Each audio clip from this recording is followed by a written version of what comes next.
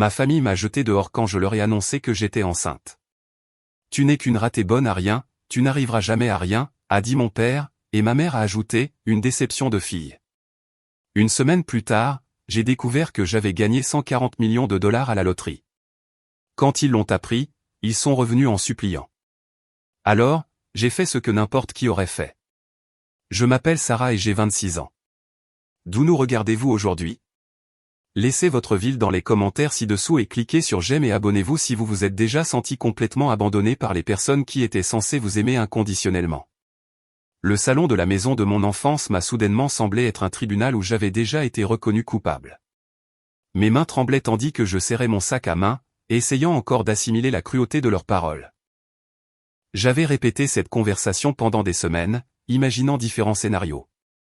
Aucun d'entre eux n'incluait le fait d'être jeté dehors comme un déchet. Fais tes valises et va-t'en, a continué papa, sa voix devenant plus forte. Nous ne t'avons pas élevé pour que tu deviennes une mère célibataire qui fait honte à cette famille. Mon jeune frère, Jake, souriait d'un air suffisant depuis le canapé, sans même lever les yeux de son téléphone. Ma sœur Emma, âgée de seulement 16 ans, fixait ses mains posées sur ses genoux. Personne n'a pris ma défense. Personne ne m'a demandé si j'avais besoin d'aide. Où suis-je censé aller, au juste, ai-je demandé, détestant à quel point ma voix paraissait faible. C'est ton problème maintenant, a répondu maman en me tournant le dos. Tu as fait ton choix. 20 minutes plus tard, je me tenais sur le porche avec 2 valises et un sac poubelle rempli de vêtements. Le vent de février transperçait ma veste comme s'il m'en voulait personnellement. Ma voiture, une Honda de 15 ans avec plus de 200 000 miles au compteur, était garée dans l'allée, ayant l'air aussi fatiguée que moi. En partant, j'ai aperçu ma famille à travers la fenêtre du salon. Ils étaient déjà passés à autre chose. Papa était de retour dans son fauteuil, maman s'affairait dans la cuisine comme si je n'avais jamais existé. Le bébé en moi avait à peine la taille d'un grain de raisin, mais c'était déjà la seule famille qu'il me restait. J'ai posé une main sur mon ventre encore plat et j'ai fait une promesse. On va s'en sortir, petit bout. Je ne sais pas comment, mais on y arrivera. Cette nuit-là, j'ai pris une chambre dans un motel à la périphérie de la ville. La chambre sentait la cigarette et les rêves brisés, mais c'était à moi pour 48 $ la nuit. J'avais exactement 300 $ sur mon compte courant et aucun plan au-delà de survivre jusqu'au lendemain. Mais alors que j'étais allongé sur ce couvre-lit rêche, quelque chose a changé en moi. C'était peut-être les hormones de grossesse. Ou peut-être le fait de voir enfin le vrai visage de ma famille. Quoi qu'il en soit, j'ai ressenti quelque chose que je n'avais pas ressenti depuis des années. La détermination. Ils m'avaient jeté comme si je n'étais rien. Maintenant, je devais leur prouver qu'ils avaient tort. À eux. Le lendemain matin, je me suis réveillé avec des nausées matinales et un plan. Enfin, le début d'un plan. Je ne pouvais pas me permettre de rester au motel beaucoup plus longtemps, et j'avais besoin d'un travail qui embaucherait quelqu'un immédiatement. Le restaurant de Martha se trouvait sur la Highway 9, un de ces endroits où les camionneurs et les voyageurs s'arrêtaient pour un café et une tarte. J'étais passé devant 1 millier de fois, mais je n'aurais jamais pensé être assez désespéré pour y travailler. L'écriteau « Recherche personnelle » sur la vitrine ressemblait à une bouée de sauvetage. « Vous avez déjà été serveuse ?» m'a demandé Martha, une femme d'une 60aine d'années avec des cheveux gris attachés en un chignon pratique. Elle m'a toisé de la tête aux pieds, observant mes vêtements froissés et mon désespoir évident. « Non, madame, mais j'apprends vite et j'ai besoin de ce travail, ai-je dit honnêtement. Quelque chose dans ma voix a dû la convaincre. Pourboire et 6 $ de l'heure pour commencer. Si tu te trompes dans les commandes ou que tu me fais des histoires, tu es viré. Sois là demain à 5 h du matin. L'appartement que j'ai trouvé était dans le pire quartier de la ville, mais il était à moi pour 400 $ par mois. L'ancien locataire avait laissé un matelas auquel j'essayais de ne pas trop penser, et le robinet de la cuisine ne donnait que de l'eau froide, mais il y avait une serrure sur la porte et aucun membre de ma famille pour me dire que j'étais une ratée. Ma première semaine chez Martha a été rude. La cafetière était plus lourde qu'elle n'en avait l'air. J'avais constamment mal aux pieds, et certains clients traitaient les serveuses comme si elles étaient invisibles. Mais Martha s'est avérée être étonnamment gentille, me glissant de la nourriture supplémentaire quand elle pensait que je ne regardais pas. « Mange, ma chérie », disait-elle en posant une assiette d'œufs brouillés. Faire grandir un bébé demande de l'énergie. Je ne lui avais pas parlé de la grossesse, mais Martha avait élevé 5 enfants. Elle connaissait les signes. Les habitués ont commencé à m'apprécier aussi. Il y avait Franck, un mécanicien à la retraite qui commandait toujours un café noir et une tarte aux pommes. Betty, une femme âgée qui venait tous les mardis pour le déjeuner et laissait toujours un pourboire de 5 $ pour un repas de 6 $. Et Tom, un camionneur long courrier qui racontait les meilleures histoires sur la vie sur la route. Pour la première fois depuis des semaines, j'avais l'impression d'appartenir à un endroit. Mais tard le soir, dans mon minuscule appartement, la réalité me rattrapait. J'avais 26 ans, j'étais enceinte et complètement seule. Ma famille n'avait pas appelé une seule fois pour savoir si j'étais en vie. La plupart du temps, je ne savais pas si cela me blessait ou me soulageait. J'ai commencé à acheter un billet de loterie tous les vendredis. Justin, avec les mêmes numéros, mon anniversaire, la date d'accouchement prévue pour mon bébé, et l'adresse de la maison de mon enfance. C'était probablement stupide, mais pour 2 $ par semaine, je pouvais rêver d'une vie différente. Une vie où mon bébé et moi n'aurions plus jamais à nous soucier de rien. 6 semaines plus tard, je m'étais installé dans une routine qui me permettait de garder la raison. Debout à 4h30, douche avec le peu d'eau chaude que le vieux chauffe-eau de l'immeuble pouvait fournir, puis direction chez Martha pour le service du matin. Le travail était dur, mais il était honnête, et je devenais doué pour cerner les clients. La grossesse commençait à se voir, juste un petit ventre que je pouvais cacher sous des chemises amples. Je n'en avais encore parlé à personne au travail, mais Martha continuait de faire des commentaires sur le fait que j'avais l'air en meilleure santé et radieuse. Ce doit être tout cet air frais en marchant pour venir travailler, disais-je, en faisant l'innocente. Mais je pouvais voir le regard entendu dans ses yeux. Le vendredi matin, j'ai suivi ma routine habituelle. Après mon service, je me suis arrêté au Quick Mart pour faire des courses et acheter mon billet de loterie hebdomadaire. Le caissier, un étudiant nommé Derek, plaisantait toujours sur mon plan de retraite. Encore les mêmes numéros, Sarah, a-t-il demandé en imprimant mon billet. Tu connais la chanson, ai-je répondu en glissant le billet dans mon portefeuille à côté du perdant de la semaine dernière. La régularité est la clé. Ce week-end-là, j'ai finalement décidé de parler du bébé à Martha. Lundi matin, je l'ai prise à part pendant l'accalmie entre le petit déjeuner et le déjeuner. Il faut que je vous dise quelque chose, ai-je commencé, mes mains tripotant les cordons de mon tablier. Tu es enceinte, a-t-elle dit simplement. D'environ 12 semaines, si je devais deviner. Ma bouche s'est ouverte. Comment le saviez-vous? Elle a ri, essuyant le comptoir avec une efficacité rodée. Ma chérie, ça fait 40 ans que je côtoie des femmes enceintes. Tu as ce regard. En plus, tu deviens verte chaque fois que quelqu'un commande le spécial bacon. Allez-vous me renvoyer? L'expression de Martha s'est adoucie. Pourquoi je te renverrai? Tu es la meilleure serveuse que j'ai eue depuis des années. Mais nous devons parler de ce qui se passera quand ce bébé arrivera. Le soulagement m'a envahi si complètement que j'ai failli me mettre à pleurer là, au milieu du restaurant. Merci, Martha. Je ne vous décevrai pas, je sais que non, ma puce. Maintenant, as-tu pris des vitamines? Parce que j'en ai en plus à la maison. C'était ça, ce que la famille était censée être, ai-je réalisé. Des gens qui se souciaient de votre bien-être sans rien attendre en retour. Des gens qui vous soutenaient quand vous en aviez le plus besoin.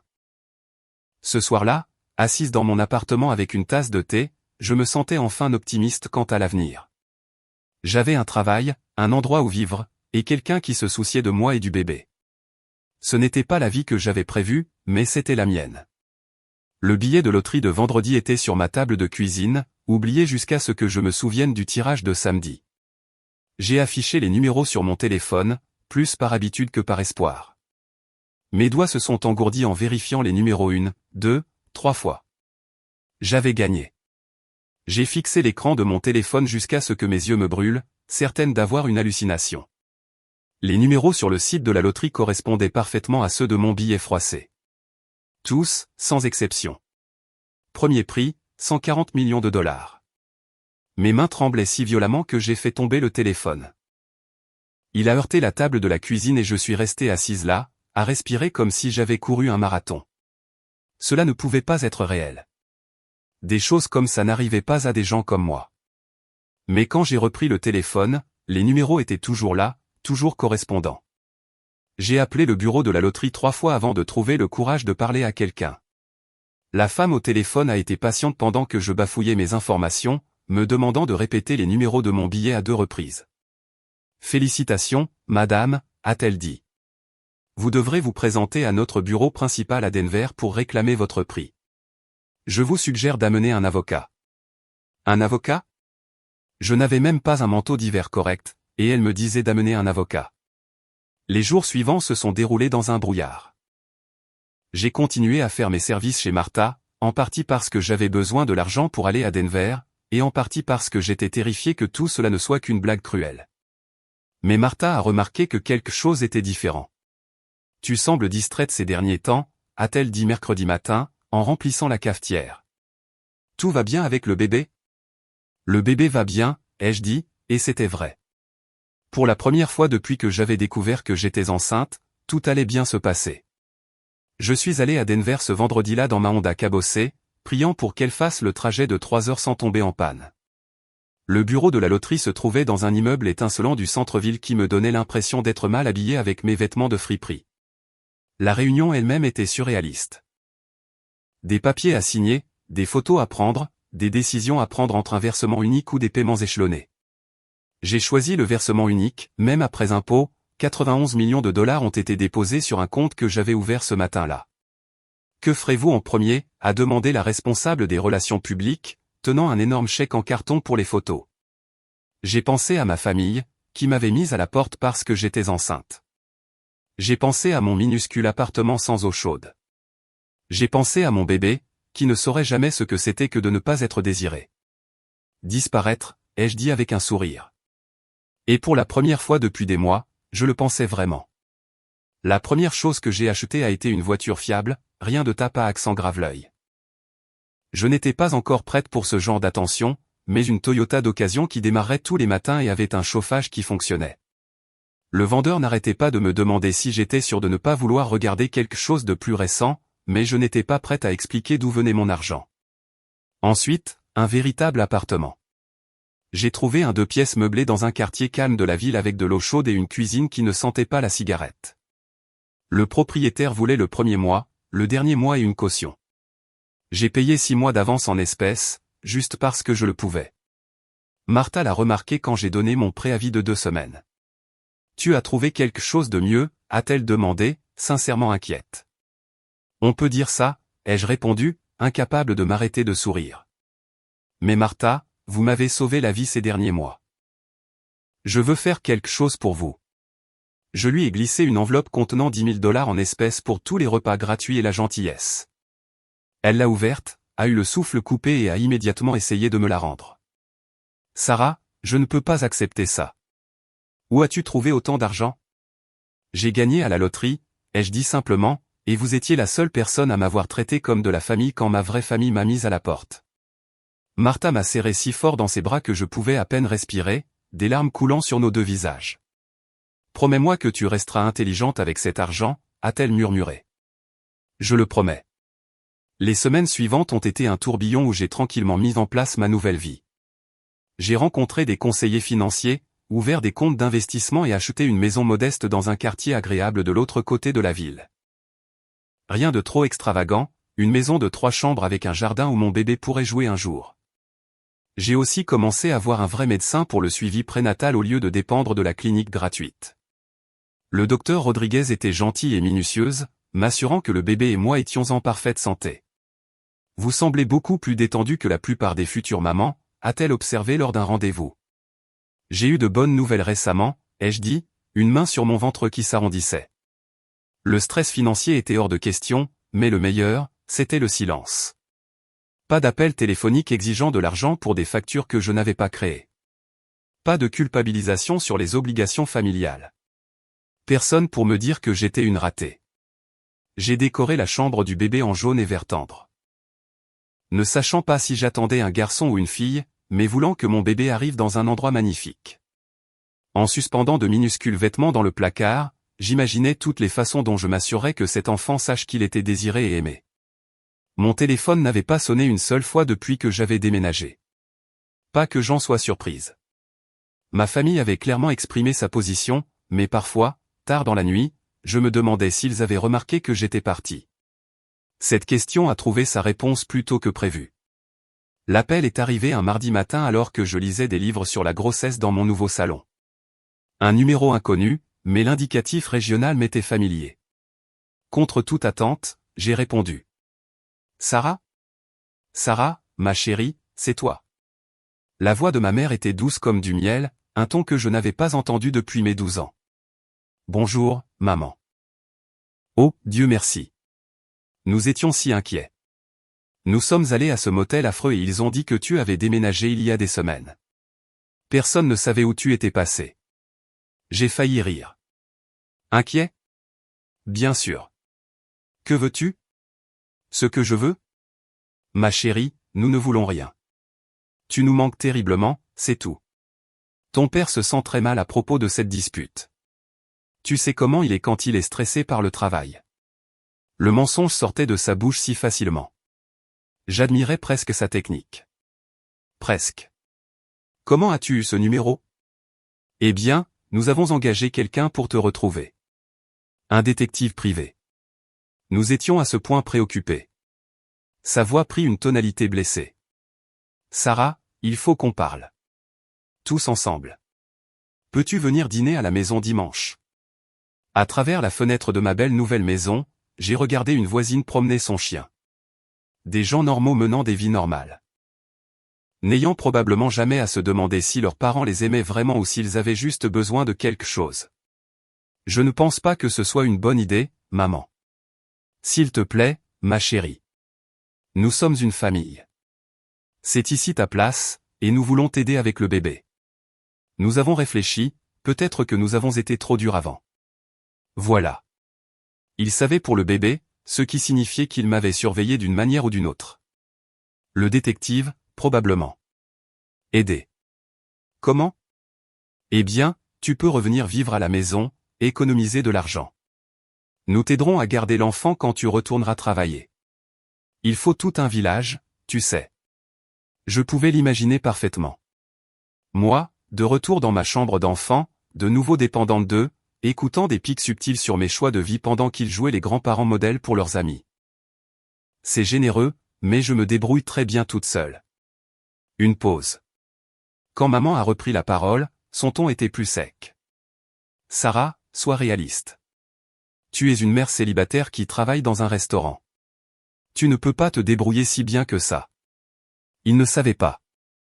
D'une manière ou d'une autre, malgré l'embauche de quelqu'un pour me retrouver, il ne savait pas pour la loterie. Cette conversation est soudainement devenue beaucoup plus intéressante. Tu as raison, ai-je dit, laissant une note de défaite s'insinuer dans ma voix. Ça a été dur. Bien sûr que ça l'a été, ma chérie. Viens à la maison dimanche. Nous réglerons tout ensemble. Après avoir raccroché, je suis restée assise dans mon salon de designer, enceinte et valant 91 millions de dollars, et j'ai commencé à planifier exactement comment cette réunion de famille allait se dérouler. Ils voulaient récupérer leur fille, très bien. Ils étaient sur le point de rencontrer la nouvelle moi. Le dimanche est arrivé plus vite que prévu, et j'ai passé la matinée à choisir soigneusement ma tenue. Pas trop chic. Je ne voulais pas encore griller ma couverture, mais pas non plus les vêtements de friperie avec lesquels ils m'avaient vu pour la dernière fois. J'ai opté pour un simple jean et un pull de maternité qui montrait clairement mon ventre. Qu'ils voient ce qu'ils avaient jeté. Le trajet jusqu'à la maison de mon enfance semblait surréaliste. Je faisais ce voyage dans ma Toyota fiable, enceinte et secrètement riche, retournant voir les personnes qui m'avaient traité de raté. L'ironie était si épaisse que je pouvais la goûter. Mon cœur battait la chamade alors que je me garais dans l'allée familière. Le camion de papa était garé au même endroit qu'il occupait depuis 15 ans. Les nains de jardin de maman bordaient toujours l'allée, bien que quelqu'un en ait ajouté de nouveau depuis mon départ. La maison était exactement la même, comme un musée de mon ancienne vie. Avant que je puisse frapper, la porte s'est ouverte en grand. Maman se tenait là, radieuse, les bras ouverts, comme si elle accueillait une fille chérie de retour de l'université au lieu de la femme enceinte qu'elle avait mise à la porte 3 mois plus tôt. Sarah. Oh, ma chérie, regarde-toi. Elle m'a entraîné dans une étreinte qui sentait son parfum familier et me semblait complètement étrangère. Tu es radieuse. La grossesse te va à merveille. La même femme qui m'avait traité de déception s'extasiait maintenant sur mon apparence. Je me demandais si elle répétait ses numéros devant le miroir. Salut, maman. Entre, entre. Tout le monde est là. On a fait un rôti, ton plat préféré. Ce n'était pas mon plat préféré. C'était celui de Jake, mais je ne l'ai pas corrigé. Le salon semblait inchangé, à l'exception d'un ajout flagrant. Un siège pour bébé, encore dans sa boîte, placé bien en vue près du fauteuil de papa. Sarah. Emma a bondi vers moi, une excitation sincère illuminant son visage. À 16 ans, elle était le seul membre de la famille dont la réaction semblait authentique. Tu m'as tellement manqué. Tu vas bien? Où as-tu vécu? J'ai trouvé un endroit de l'autre côté de la ville, ai-je dit vaguement en serrant ma sœur dans mes bras. C'était la seule personne qui m'avait vraiment manqué. Papa est sorti de la cuisine, son expression soigneusement neutre. Fini la fureur au visage rouge de notre dernière rencontre. Maintenant, il portait le masque d'un père inquiet. Sarah, tu as l'air en forme. Il a fait un geste vers le canapé. Assieds-toi, s'il te plaît. Tu ne devrais pas rester debout dans ton état. Mon état. Il y a 3 mois, ma grossesse avait été une cause de bannissement. Maintenant, c'était quelque chose qui nécessitait des soins délicats. Jake était affalé à sa place habituelle, manette de jeu à la main, me gratifiant à peine d'un grognement. Certaines choses ne changeaient jamais. On a commandé du chinois aussi, a crié maman depuis la cuisine. Je sais que les envies de grossesse peuvent être imprévisibles. On veut que tu aies le choix. Le traitement royal a continué pendant le dîner. Papa a découpé le rôti avec une précision cérémoniale. Maman s'est agitée autour de la taille de mon assiette et Emma m'a bombardé de questions sur le bébé. Jake est resté collé à son téléphone, levant occasionnellement les yeux pour sourire à quelque chose sur son écran. Alors, a dit papa pendant que maman servait la tarte aux pommes, achetée en magasin, pas celle faite maison qu'elle préparait pour les grandes occasions. Nous avons réfléchi à ta situation. Ça y est, pensais-je, en prenant une bouchée prudente de tarte. Vivre seule en étant enceinte ne doit pas être facile, a continué maman, enchaînant sans heurts dans l'approche en équipe qu'ils avaient perfectionnée au fil des années de discussions familiales. Financièrement ou émotionnellement. Nous aimerions que tu reviennes vivre à la maison, a annoncé papa comme s'il m'accordait un grand honneur. Ta chambre est exactement comme tu l'as laissée. On peut transformer l'ancienne chambre de Jake en nurserie. Et, a protesté Jake, levant les yeux de son téléphone pour la première fois de la soirée. Tu peux déménager au sous-sol, a dit maman d'un ton sec. Il est temps que tu aies ton propre espace de toute façon. J'ai observé cette discussion sur la restructuration familiale avec fascination. Ils réorganisaient littéralement leur maison autour de mon retour, et aucun d'eux ne semblait se souvenir qu'ils m'avaient mise à la porte. C'est très généreux, ai-je dit. Mais j'ai trouvé une solution. Sarah, sois réaliste. La voix de papa portait une note de condescendance familière. Tu travailles dans un restaurant. Ça ne peut pas payer assez pour subvenir à tes besoins et à ceux d'un bébé. Nous n'essayons pas de contrôler ta vie, a ajouté maman, bien que son ton suggère exactement le contraire. Nous voulons juste ce qu'il y a de mieux pour toi et notre petit enfant. Notre petit enfant. Soudain, ce bébé leur appartenait aussi. As-tu pensé à ce qui se passera quand le bébé arrivera, a insisté papa. Les frais de garde, les factures médicales, l'épargne pour l'université. Ce sont des choses coûteuses, Sarah. Ils ont pas un tableau de désastre financier qui m'aurait terrifié il y a 3 mois.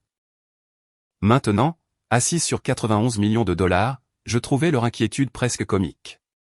Nous pouvons aider, a dit maman doucement. Papa a fait des heures supplémentaires pour économiser pour le bébé. Nous voulons être des grands-parents impliqués. La manipulation était magistrale. Me faire passer pour désespéré, puis intervenir en sauveur. Me rendre reconnaissante de leur générosité tout en oubliant commodément leur cruauté antérieure. Emma a serré ma main sous la table. J'adorerais t'avoir ici, a-t-elle murmuré. Et je savais que son offre était sincère. Laissez-moi y réfléchir, ai-je dit finalement. Que pensez-vous qu'il va se passer ensuite? Laissez vos prédictions dans les commentaires ci-dessous et assurez-vous d'être abonné car cette réunion de famille est sur le point de devenir très intéressante. La semaine suivant le dîner de famille, mon téléphone a commencé à sonner. Constamment. Maman appelait tous les matins pour prendre de mes nouvelles. Papa laissait des messages vocaux sur les considérations pratiques de l'éducation d'un bébé. Et Emma envoyait des textos toutes les heures avec des idées de décoration pour la future nurserie. Même Jake a réussi à envoyer un texto à contre-cœur pour me demander si j'avais besoin d'aide pour déménager. Cette attention soudaine me semblait écrasante après des mois de silence complet. Ils étaient passés de me traiter comme si je n'existais pas à agir comme si j'étais une fleur fragile nécessitant des soins constants. Le choc était nauséabond. Mercredi matin a apporté une visite inattendue. Je lisais des livres sur la grossesse dans mon salon quand la sonnette a retenti. À travers le Judas, j'ai vu maman sur mon porche, tenant un plat à gratin et arborant son expression la plus concernée. Surprise, a-t-elle gazouillé quand j'ai ouvert la porte. J'ai apporté le déjeuner. Je me suis dit que tu serais peut-être trop fatigué pour cuisiner. Sans attendre d'invitation, elle est passée devant moi et est entrée dans ma maison. Je l'ai regardée observer le salon spacieux, les nouveaux meubles, les signes évidents que j'allais beaucoup mieux qu'il ne l'avait supposé. C'est joli, a-t-elle dit, sa voix soigneusement neutre. Bien plus joli que ce à quoi je m'attendais. Combien coûte le loyer pour un endroit comme celui-ci? C'est gérable, ai-je répondu, sans donner de détails. Elle a posé le plat sur le comptoir de ma cuisine, ses yeux balayant chaque surface. Tu as bon goût pour les meubles. Ce canapé a l'air cher. J'ai trouvé de bonnes affaires. Maman a ouvert mon réfrigérateur sous prétexte de ranger les restes, et j'ai vu son expression changer en voyant les étagères bien garnies. Des produits bio, des marques haut de gamme, le genre de course qui coûte cher. Sarah, ma chérie, comment peux-tu te permettre tout ça, au juste? La maison, les meubles, la nourriture. Sa voix portait maintenant une note de suspicion. Le salaire d'un restaurant ne peut pas couvrir ce style de vie. J'attendais ce moment. La découverte inévitable que ma situation avait radicalement changé. J'ai trouvé un meilleur travail, ai-je dit simplement. Quel genre de travail? Du travail administratif. Ça paie bien. Le mensonge est venu facilement, bien que je puisse voir l'esprit de maman travailler, essayant de concilier ma prospérité apparente avec ses suppositions sur mes capacités. Du travail administratif, répéta-t-elle lentement. Pour quelle entreprise? Une petite société. Tu ne la connaîtrais pas, nous nous tenions dans ma cuisine, la tension s'épaississant comme l'humidité avant un orage. Le rôle de mère inquiète de maman commençait à s'effriter, révélant la femme calculatrice en dessous. Sarah, j'ai besoin que tu sois honnête avec moi. D'où vient cet argent? Quelqu'un t'a fait un prêt? As-tu des ennuis? Les questions révélaient ce qu'elle pensait vraiment de moi. Que tout succès que je pourrais obtenir devait provenir d'une aide extérieure ou d'une activité illégale. L'idée que je puisse simplement améliorer ma situation par mes propres moyens ne lui avait apparemment jamais traversé l'esprit. Pourquoi est-ce si difficile pour toi de croire que je pourrais bien m'en sortir toute seule? Ce n'est pas ce que je voulais dire. Elle a rapidement fait marche arrière. Je m'inquiète, c'est tout. Tu es jeune et il y a des gens qui profitent des femmes enceintes. Des prédateurs qui promettent de l'aide mais veulent quelque chose en retour. Elle projetait, ai-je réalisé, décrivant le comportement de sa propre famille sans le reconnaître. Mon téléphone a vibré avec un texto de mon conseiller financier concernant une réunion pour discuter des stratégies d'investissement. Les yeux de maman se sont immédiatement fixés sur le téléphone dans ma main. C'était qui? Le travail. Un mercredi après-midi. Parfois, ils ont besoin que je vienne. Un autre mensonge, mais nécessaire. Je n'étais pas encore prête pour la grande révélation. Cela viendrait plus tard, quand je pourrais contrôler complètement le récit. Maman est restée encore 1 heure, pêchant des informations avec la subtilité d'un détective interrogeant un suspect. Elle m'a interrogé sur mes tâches, mon emploi du temps, si je recevais de l'aide du père du bébé. Chaque question était conçue pour découvrir mon secret. J'ai répondu vaguement, appréciant la frustration qui traversait son visage chaque fois que je déviais. Pendant des années, elle avait tout su de ma vie parce que je l'avais partagée librement. Maintenant, je détenais des informations qu'elle voulait désespérément, et la dynamique du pouvoir me semblait enivrante. Bon, a-t-elle dit finalement, ramassant son sac à main avec une réticence évidente. Je devrais y aller. Papa voudra des nouvelles de ton nouveau travail. Je suis sûr que oui. Sarah, tu sais que nous sommes là pour toi, n'est-ce pas? Quoi que tu aies besoin, quoi qu'il se passe dans ta vie. Tu peux nous le dire. Nous sommes une famille. Le mot « famille » avait une résonance différente maintenant. J'avais appris ce que signifiait réellement la famille grâce à Martha, qui m'avait nourri sans rien attendre en retour. Grâce au docteur Rodriguez, qui se souciait de la santé de mon bébé. Grâce à ma voisine, Madame Patterson, qui m'avait apporté des biscuits faits maison juste pour être gentille. Ces personnes qui partageaient mon ADN n'étaient réapparues que lorsqu'elles pensaient que j'avais besoin de quelque chose. Maintenant que je n'avais clairement pas besoin d'elles, elles voulaient savoir pourquoi. Je m'en souviendrai, maman.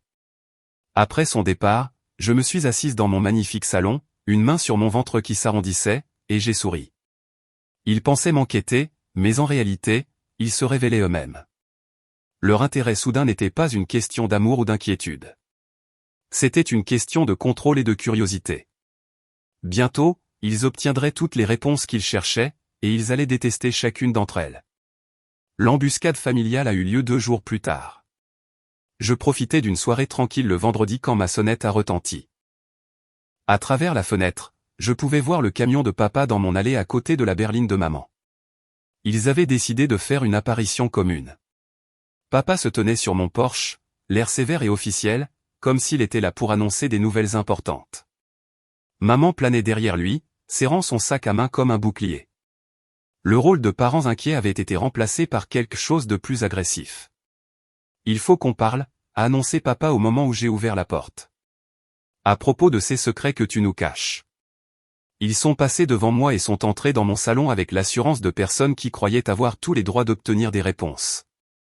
Papa s'est positionné près de la cheminée comme s'il dirigeait une réunion de conseil d'administration tandis que maman s'est perchée sur le bord de mon canapé. « Sarah, nous savons que tu mens sur quelque chose », a dit maman sans préambule. L'histoire du travail ne tient pas la route. Aucun poste administratif ne paie assez pour tout ça. Elle a fait un geste vers mon salon comme si c'était la preuve d'une activité criminelle. Alors, nous avons fait quelques recherches, a continué papa. Nous avons appelé des entreprises locales pour nous renseigner sur les postes administratifs. Personne n'a entendu parler d'avoir embauché quelqu'un correspondant à ta description. Ils avaient enquêté sur moi. Mes propres parents avaient passé leur semaine à appeler des employeurs potentiels, essayant de me prendre en flagrant délit de mensonge. La violation semblait intime et exaspérante. Vous avez fait des recherches sur moi. Nous sommes inquiets, a dit papa, sa voix prenant le ton condescendant que je me rappelais des sermons de mon enfance. Les jeunes femmes dans ta situation sont vulnérables à toutes sortes d'arnaques. Argent de la drogue, prostitution, sugar daddy. Nous avons déjà vu ça. Les accusations m'ont frappé comme des coups physiques. Dans leur esprit, j'étais soit une criminelle, soit une victime. La possibilité que j'ai pu légitimement améliorer ma situation ne leur avait apparemment jamais traversé l'esprit. C'est ce que vous pensez de moi? Ai-je demandé, ma voix dangereusement calme. Que je vends de la drogue ou que je me vends moi-même? Nous ne savons pas quoi penser, a répondu maman, des larmes menaçant au coin de ses yeux. Tu as disparu pendant des mois, puis tu es réapparu, en vivant comme ça. Que sommes-nous censés croire? Peut-être que votre fille est capable de prendre soin d'elle-même. Papa a ricané. Sarah, sois réaliste. Il y a 3 mois, tu vivais dans un motel, tu travaillais dans un restaurant, complètement fauché. Maintenant, tu as une maison, de nouveaux meubles, de la nourriture chère, des vêtements de marque. Ça n'arrive pas par un travail honnête. Pas à ton niveau. À mon niveau, comme si j'étais une forme de vie inférieure, incapable de réussir. Que voulez-vous de moi? La vérité, a dit maman fermement. Nous ne pouvons pas t'aider si tu ne nous dis pas ce qui se passe vraiment. Et nous ne pouvons pas te laisser mettre notre petit enfant en danger. Voilà. La menace que j'attendais. Ils se positionnaient comme les protecteurs du bébé, insinuant que j'étais d'une manière ou d'une autre dangereuse pour mon propre enfant. En danger de quoi, exactement? Quelle que soit la situation dans laquelle tu t'es mise, a dit papa. Si tu es impliqué avec des gens dangereux, si tu dois de l'argent aux mauvaises personnes, si tu dépends de quelqu'un qui pourrait devenir violent, nous devons le savoir. Le scénario qu'ils avaient construit était impressionnamment détaillé. Dans leur récit, j'étais une victime impuissante, prise dans quelque chose qui me dépassait, nécessitant leur sauvetage et leur supervision continue. Et si je ne vous dis pas ce que vous voulez entendre? Maman et papa ont échangé un regard lourd de communication non verbale. Alors nous devrons envisager d'autres options, a dit papa lentement. Des options légales pour la sécurité du bébé. La menace était claire. Se conformer à leurs exigences ou faire face à une bataille pour la garde. Ils étaient si certains de ma vulnérabilité qu'ils croyaient pouvoir m'intimider pour me soumettre. Je me suis levé lentement, ma main posée sur mon ventre, me sentant plus puissante que jamais. Vous voulez la vérité? Très bien, mais vous n'allez pas l'aimer. Je me suis dirigé vers le tiroir de mon bureau et j'ai sorti un dossier de documents que j'avais gardé précisément pour ce moment. Relevé bancaire, portefeuille d'investissement, les documents officiels de la commission de la loterie, des preuves d'une richesse dépassant leur imagination la plus folle. J'ai gagné à la loterie, ai-je dit simplement, en posant le dossier sur la table basse entre nous. 140 millions de dollars. Après impôts, 91 millions. Le silence dans la pièce était absolu. Le visage de papa est devenu blanc. La bouche de maman s'est ouverte. Ils ont regardé les documents comme s'ils étaient écrits dans une langue étrangère. Ce n'est pas possible, a balbutié maman. Vérifiez les dates, ai-je dit calmement. J'ai acheté le billet gagnant le vendredi après que vous m'ayez mise à la porte. J'ai gagné à la loterie exactement une semaine après que vous m'ayez traité de raté. Papa a pris le relevé bancaire avec des mains tremblantes, ses yeux parcourant les chiffres. 91 millions de dollars, a-t-il lu à voix haute, sa voix à peine audible. Alors, quand vous me demandez comment je peux me permettre cette maison, ce style de vie, cette indépendance, voilà comment. Je n'ai pas besoin de votre aide. Je n'ai pas besoin de votre approbation. Et je n'ai certainement pas besoin de votre sauvetage. Maman s'est mise à pleurer alors, mais ce n'était pas des larmes de joie pour ma bonne fortune. C'étaient des larmes de réalisation. Ils avaient perdu tout contrôle sur moi, et il n'y avait absolument rien qu'ils puissent faire pour le récupérer. La dynamique du pouvoir avait changé si radicalement que même moi, je me sentais légèrement étourdi. Les conséquences de ma révélation ont été immédiates et prévisibles. Papa a laissé tomber les relevés bancaires comme s'il lui avait brûlé les doigts, tandis que les larmes de maman se sont transformées de choc en quelque chose qui ressemblait étrangement à de la panique. 91 millions de dollars, a répété papa, comme pour vérifier si les mots avaient plus de sens la deuxième fois. Il n'en avait pas, tu étais assise sur 91 millions de dollars pendant tout ce temps. Pendant que nous nous inquiétions à mort pour ton bien-être, a ajouté maman, sa voix prenant un ton accusateur. Pendant que nous perdions le sommeil, nous demandant si tu étais en sécurité, si tu avais assez à manger, si tu avais besoin d'aide. J'ai failli rire de la réécriture de l'histoire qui se déroulait en temps réel. Ils s'étaient inquiétés à mort pendant exactement 0 jours après m'avoir mise à la porte. Mais maintenant, ma victoire à la loterie était en quelque sorte une trahison de leur inquiétude inexistante. Pourquoi ne nous l'as-tu pas dit, a continué maman, ses larmes séchant à une vitesse remarquable. Nous sommes ta famille. Nous avions le droit de savoir. Un droit. J'ai gardé ma voix égale, bien que la colère monte dans ma poitrine comme la pression dans une bouilloire. Le même droit que vous avez exercé lorsque vous m'avez traité de raté et m'avez jeté hors de votre maison. Le visage de papa a rougi. C'était différent.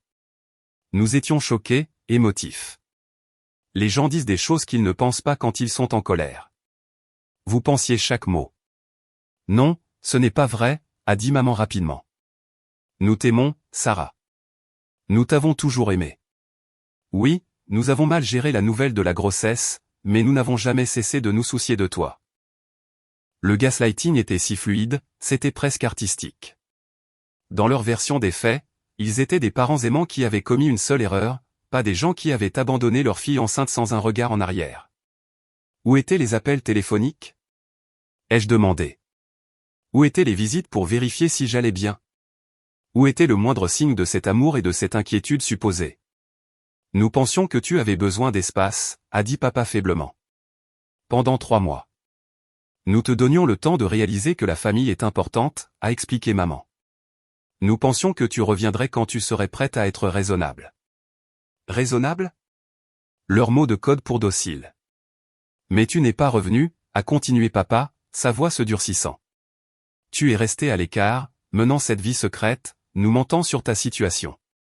Je ne vous devais aucune explication. Tu es notre fille, a explosé maman. Bien sûr que tu nous dois des explications. Nous t'avons élevé, nourri, vêtu, mis à l'abri pendant 18 ans. Ça ne disparaît pas à cause d'une dispute. Et voilà. La dette familiale qui ne pourrait jamais être remboursée.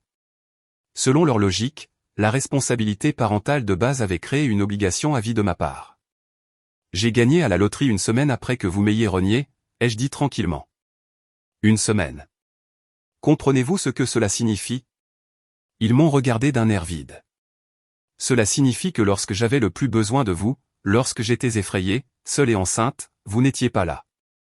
L'univers a pourvu à mes besoins à votre place. Et maintenant que vous savez que je n'ai plus besoin de vous, soudainement vous voulez être impliqué.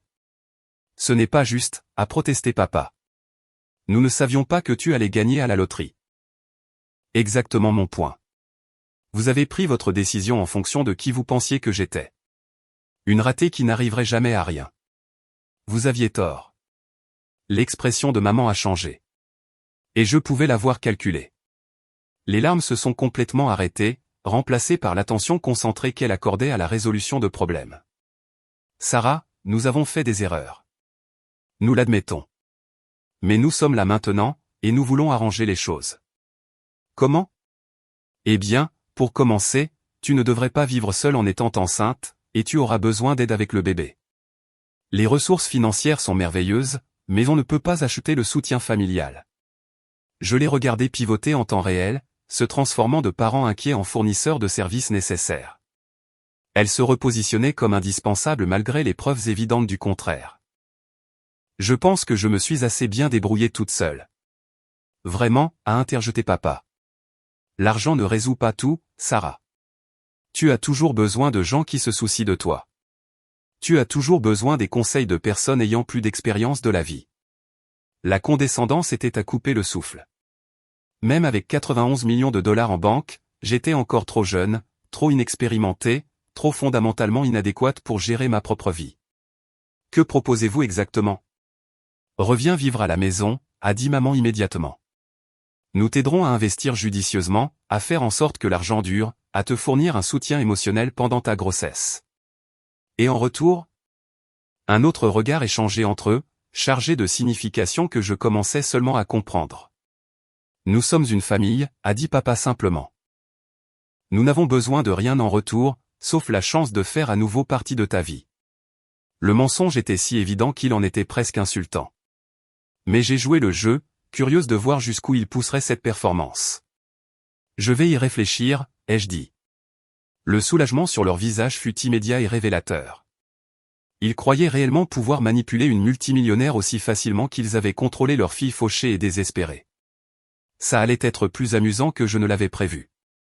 Les 2 semaines suivantes ont révélé la véritable étendue des illusions de ma famille. Maintenant qu'ils connaissaient l'argent, la manipulation subtile s'est transformée en quelque chose de beaucoup plus agressif. Les appels téléphoniques étaient quotidiens, chaque conversation parsemée d'allusions de plus en plus évidentes à leurs propres difficultés financières. Le camion de ton père a besoin de réparations importantes, a mentionné maman lors d'un appel. La transmission est en train de lâcher et tu sais combien c'est cher à réparer. Emma regarde les universités, a ajouté papa lors d'une autre conversation. C'est navrant de voir combien les frais de scolarité coûtent de nos jours.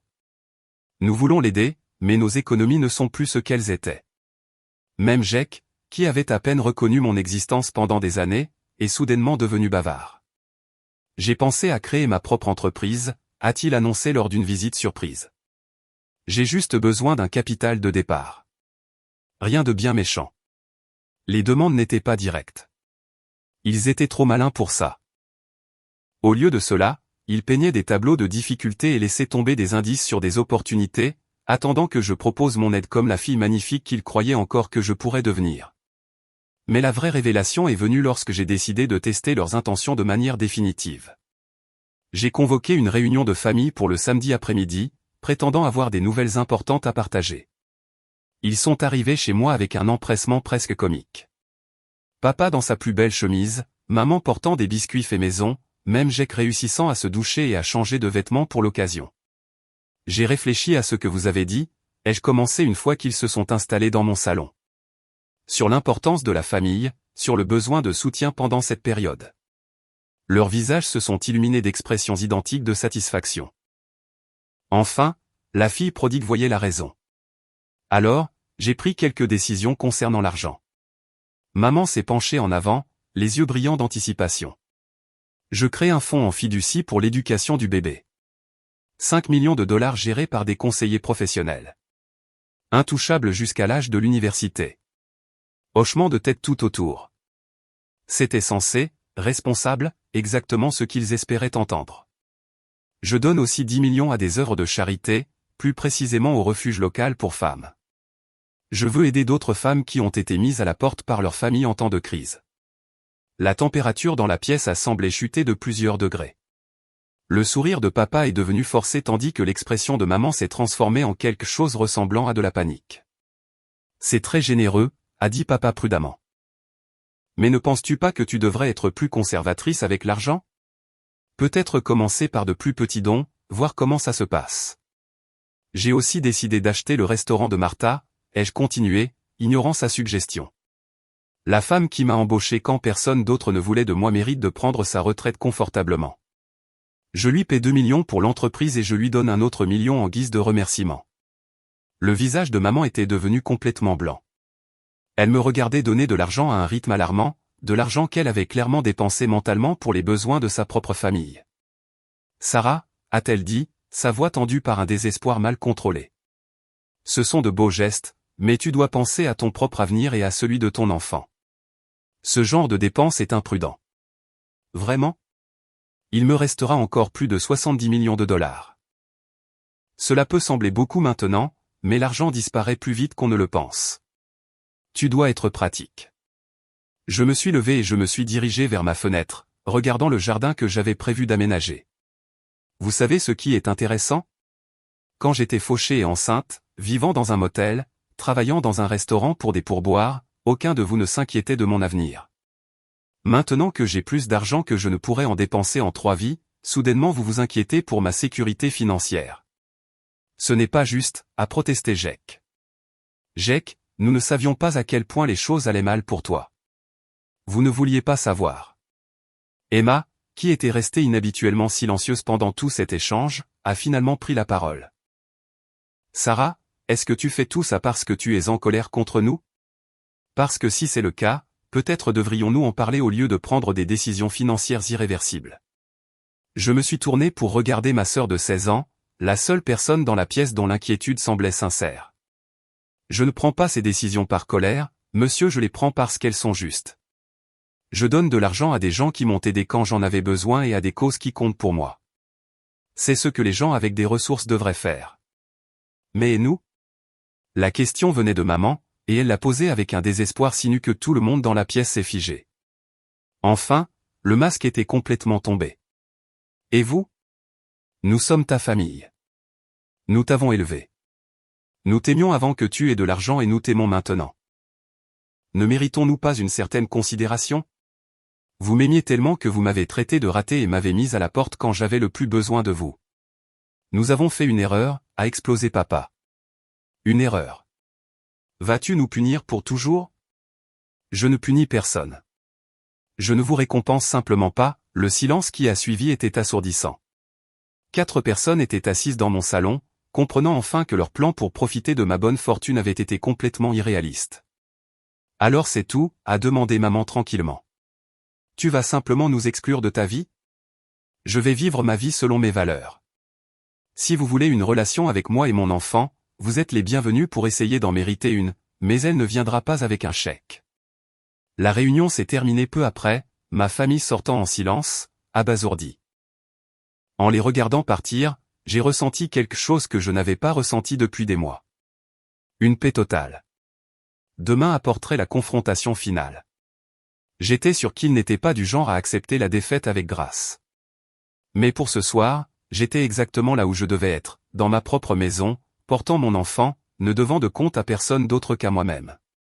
La confrontation finale a eu lieu exactement 12 heures plus tard. Je me suis réveillé le dimanche matin au son de plusieurs portières de voitures claquant dans mon allée. À travers la fenêtre de ma chambre, je pouvais voir le camion de papa, la berline de maman et 2 autres voitures que je ne reconnaissais pas. La cavalerie était arrivée. J'ai pris mon temps pour m'habiller, choisissant une robe de maternité confortable qui montrait bien mon ventre grandissant. Quoi qu'il arrive, je voulais qu'ils se souviennent qu'ils ne m'attaquaient pas seulement moi, mais aussi leur propre petit enfant. La sonnette a retenti avec une précision militaire alors que je finissais mon café. Quand j'ai ouvert la porte, j'ai trouvé non seulement ma famille immédiate, mais aussi ma tante Patricia et mon oncle Robert, la sœur de maman et son mari qui vivaient à 2 heures de route. Ils avaient appelé des renforts. Sarah. Tante Patricia m'a accueilli avec le genre de sourire qui n'atteignait pas ses yeux. Nous devons avoir une conversation sérieuse. Ils sont entrés dans mon salon comme une équipe d'intervention, s'arrangeant stratégiquement dans l'espace. Papa et oncle Robert flanquaient la cheminée. Maman et tante Patricia ont réquisitionné le canapé tandis que Jake et Emma se sont positionnés près de la porte. J'étais littéralement encerclé. Nous avons discuté, a commencé papa, sa voix portant une gravité que je reconnaissais de mon enfance. À propos de ton comportement récent, de ton attitude envers la famille et de tes décisions financières préoccupantes. Nous sommes inquiets pour ton état mental, a ajouté maman en douceur. Les hormones de grossesse peuvent causer un comportement erratique, et une richesse soudaine peut être écrasante pour quelqu'un sans expérience dans la gestion de grosses sommes d'argent. J'ai presque admiré la stratégie. Ils construisaient un dossier sur mon incompétence, préparant le terrain pour l'ultimatum qu'ils avaient préparé. Les dons, les dépenses extravagantes, l'hostilité envers les gens qui t'aiment, a continué tante Patricia. Ce ne sont pas les actions de quelqu'un qui pense clairement. Nous pensons que tu as besoin d'aide, a dit oncle Robert sans détour. Une aide professionnelle. Des conseillers financiers qui peuvent te protéger de prendre des décisions que tu regretteras. Et un soutien émotionnel, a ajouté maman rapidement. De la part de membres de la famille qui ont tes meilleurs intérêts à cœur. Je me suis assise dans mon fauteuil préféré, celui qui faisait face à la fenêtre donnant sur mon jardin. Que proposez-vous exactement? Reviens vivre à la maison, a dit papa immédiatement. Laisse-nous t'aider à gérer cette transition de manière responsable. Nous travaillerons avec des experts financiers pour mettre en place des stratégies d'investissement appropriées, créer des budgets, établir des garde-fous contre les dépenses impulsives. En échange de quoi? La question est restée en suspens dans l'air comme de la fumée. Finalement, oncle Robert s'est raclé la gorge. Eh bien, naturellement, la famille devrait bénéficier de cette bonne fortune. Nous avons tous contribué à t'élever, à te soutenir, à t'aider à devenir la personne que tu es aujourd'hui. La personne que je suis aujourd'hui est quelqu'un que vous avez traité de raté et mis à la porte de votre maison. Nous nous sommes excusés pour ça, a sèchement répliqué tante Patricia. Combien de temps vas-tu retenir un moment de mauvais jugement contre des gens qui ont passé des décennies à s'occuper de toi? Ce n'était pas un mauvais jugement. C'étaient vos vrais sentiments révélés sous la pression. C'est ridicule, a protesté maman. Nous étions choqués, émotifs, nous ne pensions pas clairement. N'importe qui aurait pu mal réagir à une nouvelle inattendue. Martha n'a pas mal réagi quand je lui ai dit que j'étais enceinte.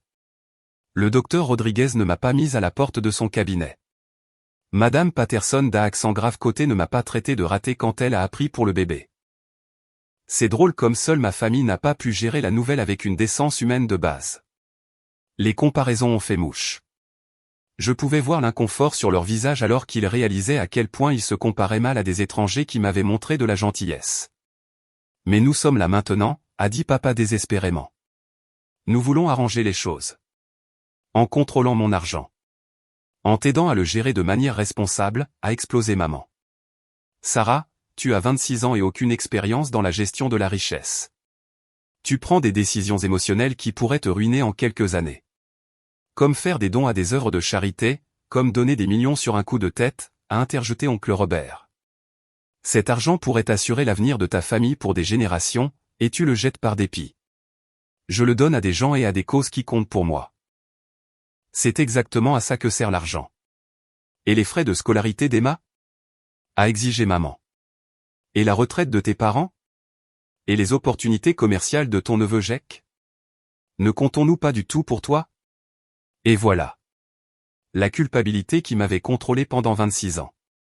Reconditionnée et livrée avec une précision chirurgicale.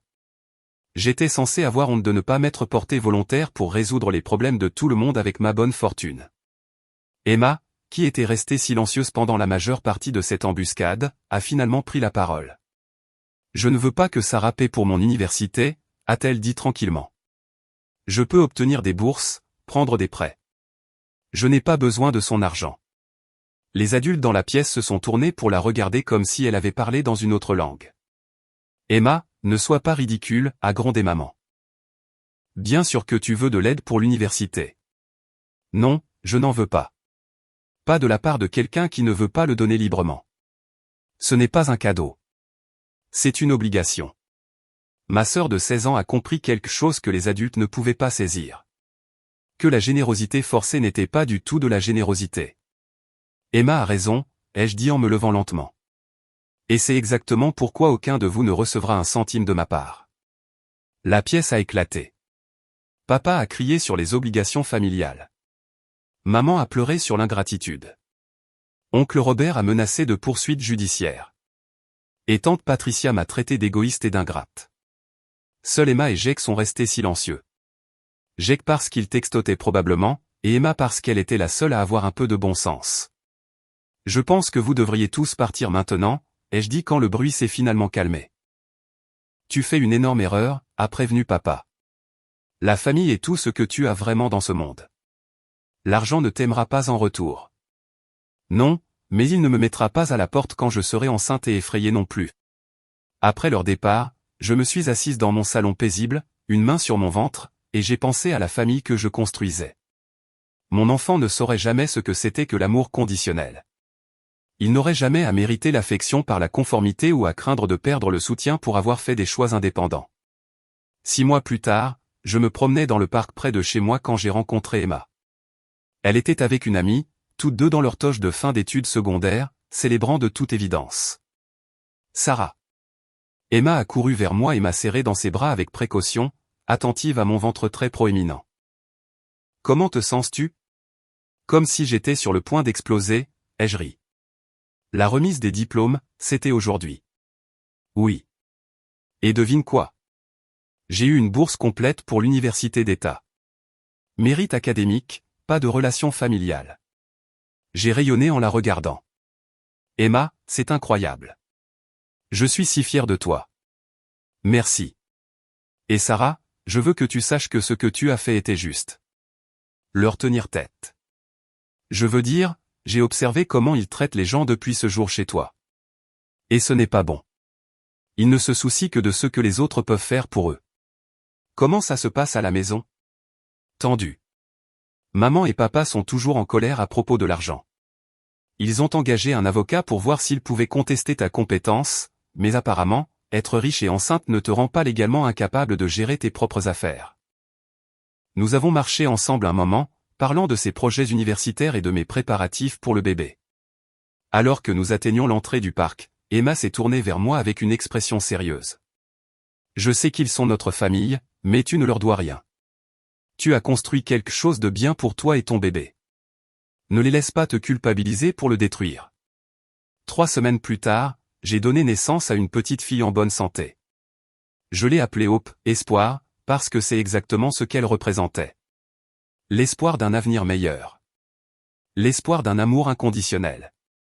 L'espoir d'une famille construite sur un soin sincère plutôt que sur l'obligation et la manipulation. Martha a été la première visiteuse à l'hôpital, apportant des biscuits faits maison et des larmes de joie. Madame Patterson est venue ensuite, portant une couverture tricotée à la main. Le docteur Rodriguez est passé après son service, rayonnant de fierté professionnelle et d'affection personnelle. Ma famille de naissance n'a jamais appelé. Alors que je tenais Hope dans mes bras cette première nuit, la regardant dormir paisiblement dans la nurserie de notre belle maison, j'ai réalisé quelque chose de profond. Je n'avais pas perdu une famille en gagnant à la loterie. J'avais gagné les ressources pour trouver ma vraie famille. Les personnes qui célébraient mes succès, soutenaient mes rêves et m'aimaient sans condition ni attente. Le billet de loterie qui a tout changé ne m'avait pas seulement rendu riche, il m'avait rendu libre. Si cette histoire a résonné en vous, assurez-vous de liker et de vous abonner pour plus d'histoires inspirantes de personnes qui se sont choisies quand personne d'autre ne le faisait. Parfois, la famille que nous créons est plus forte que la famille dans laquelle nous naissons.